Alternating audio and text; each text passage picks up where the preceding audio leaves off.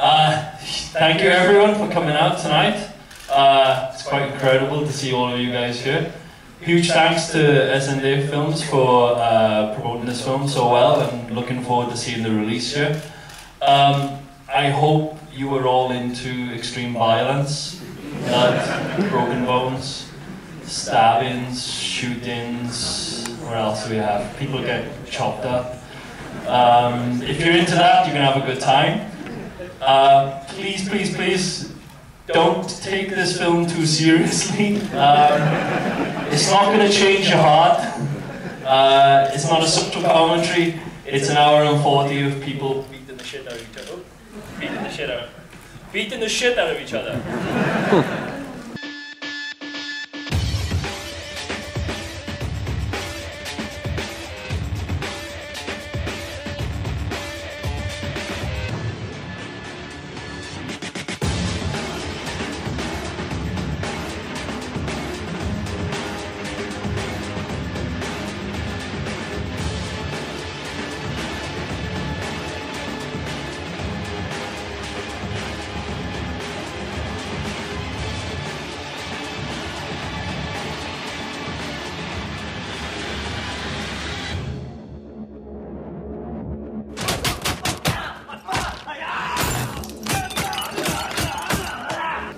Qui veut commencer? Est-ce que quelqu'un se sent parler là de suite comme ça? Évidemment personne, c'est toujours A. C'est de l'indonésien en fait.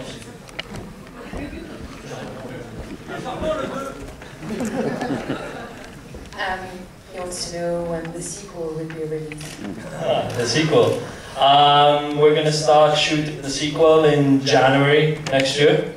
And hopefully we'll be done with that sometime towards the end of 2013. So maybe we'll do a couple of festivals first, and maybe in 2014 we can release the sequel. It's going to be more aggressive. This is my limit. This is my violence limit here. For the sequel, we're going to kind of take it out of the building. So we're going to actually expand the story more and expand the characters. So everything we kind of could only hint at in the first one, we make much sort of.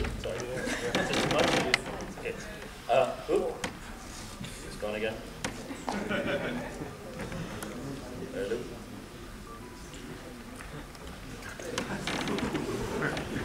Everything that's sort of hinted at in the first one, we expand much more in the sequel then. And we have more crazy action sequences to do as well. We're going to take it out into the streets and meet the people that let that guy have that building. For the fight sequences, we're very inspired by more of the golden age of Hong Kong cinema, like the 80s and the 90s. Big fan of Jackie Chan and Sammo Hung, and also Hannah's work in Thailand as well. That kind of more direct, more aggressive style of fighting. Also in terms of the way that they shot fight scenes back then, the cinematography and the editing. I'm not a very good editor when it comes to knowing how Final Cut Pro works properly, but I tend to kind of rely on more old-fashioned techniques. So a lot of my influences come from films in the 60s, 70s, 80s and 90s. Not so much the later stuff where it's very flashy. It's not that I don't like it, but I'm just too shit as an editor. I can't do it myself, so I tend to stay very more basic in terms of my editing style. Also, outside of the fight sequences then, when it comes to gunplay or just general atmosphere of the film, I was very influenced by John Woo, Sam Peckinpah, and then also for like sort of the more tension scenes in the movie, like Ratchet Up Claustrophobia, more like John Carpenter and Walter Hill.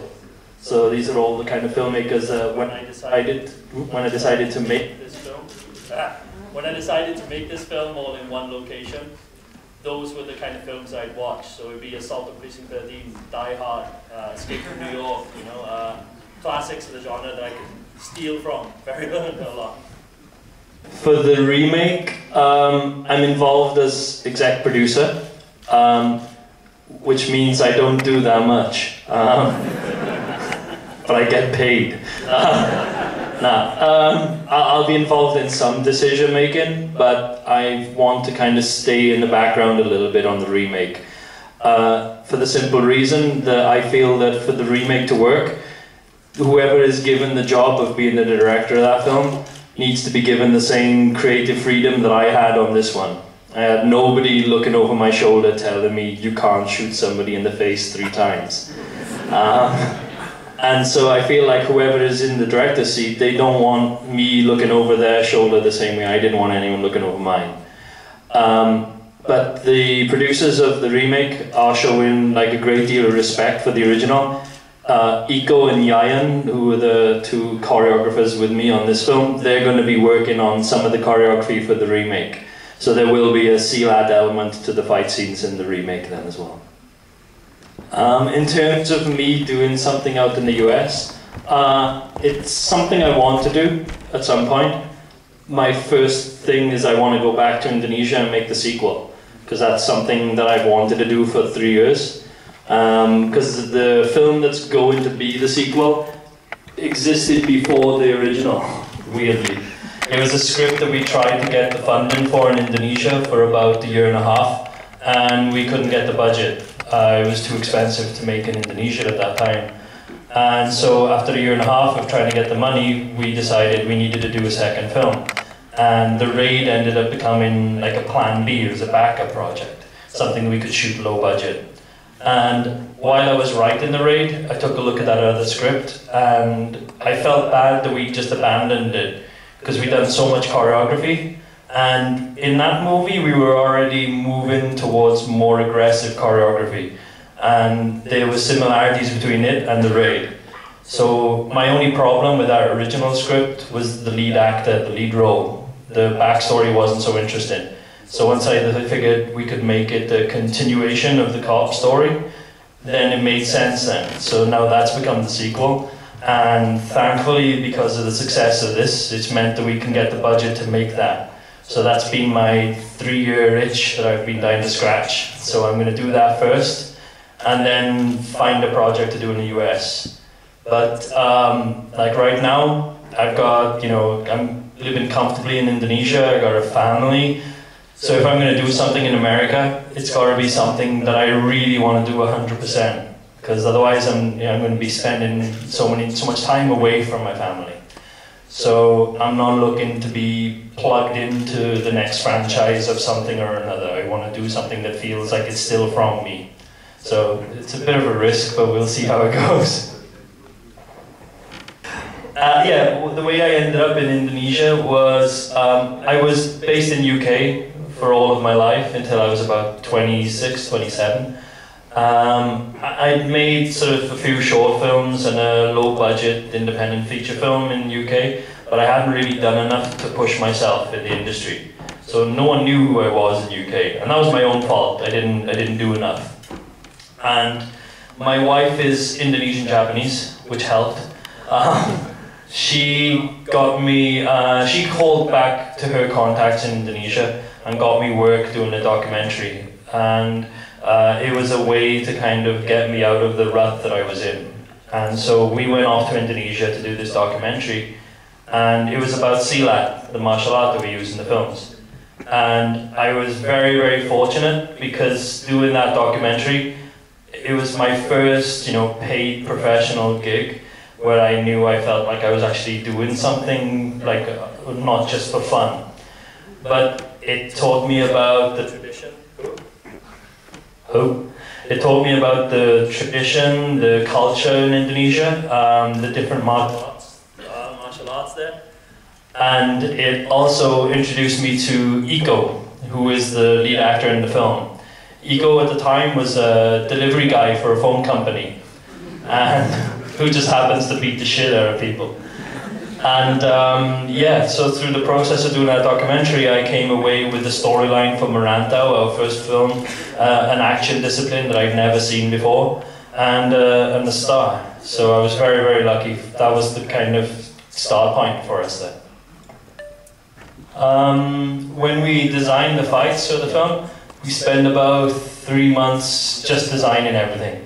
So me, Iko and Yayan will go into a room with crash mats and a handy cam, And 3 months later, we've got all of the fight scenes designed, and we also have what we call a video storyboard. So we film everything, and we figure out every edit and every shot for every fight scene.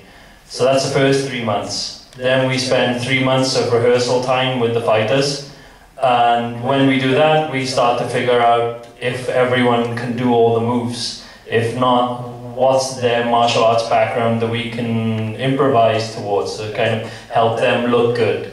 We don't want anyone to look shit, so we kind of cater to their skill set. So when it was Mad Dog against Jacka, the actor Joe Taslim comes from a judo background. He's a national judo champion in Indonesia. So it didn't make sense for us to give him purely silat. So we adapted the fight then to kind of play on the height difference between him and Mad Dog so that he was more upper body, trying to push him away or throw him over his shoulder and use a lot of sort of, you know, judo movements. So that's 3 months of rehearsal, and then we have 3 months worth of shooting then, and then editing. The thing I really love about silat is that it's kind of, it's a juxtaposition. When you see the way Iko moves into an attack, it looks graceful and beautiful, but then the actual strike itself is very aggressive and very violent, and I really like that contradiction between the two. But it's very adaptable as well. So if people are fighting like eye to eye, suddenly the person can come down very quick and take your leg before you even know it. So it's got a low center of gravity, and it's very, very adaptable to like wide open spaces or confined spaces. And yeah, it's just, I think all martial arts tend to have, you know, there's only so many ways you can punch, only so many ways you can kick or lock, but it's the presentation that differs between the martial arts and how each martial art kind of favors certain movements. Like with Muay Thai, it's more about knees and elbows. But silat tends to kind of incorporate a number of different elements, and I just find it a constantly moving martial art then. We're very lucky because Iko is very, very clumsy. So we have a couple of, I think we have a couple of bloopers. I haven't checked everything yet. I got to go through all the footage again and find all the little bloopers. But I think we have a few. We might put a gag reel on the DVD and the Blu-ray. So the violence thing, I feel like we present the violence in a different way. It's shocking and it hits you in the stomach, but we don't want to sort of repulse anyone. So it's not my goal to make people come out of the film feeling disgusted by the violence. It's designed like a sucker punch. So we show you something quick, but then we cut away somewhere else. And there's only really maybe 2 moments in the film where we linger. And the only 2 moments for me where we linger is probably the stabbing of the chest in the hallway and Mad Dog when he gets killed. But with Mad Dog when he gets killed, it's in your head. We're a wide profile shot. We're not seeing the detail of his neck being ripped.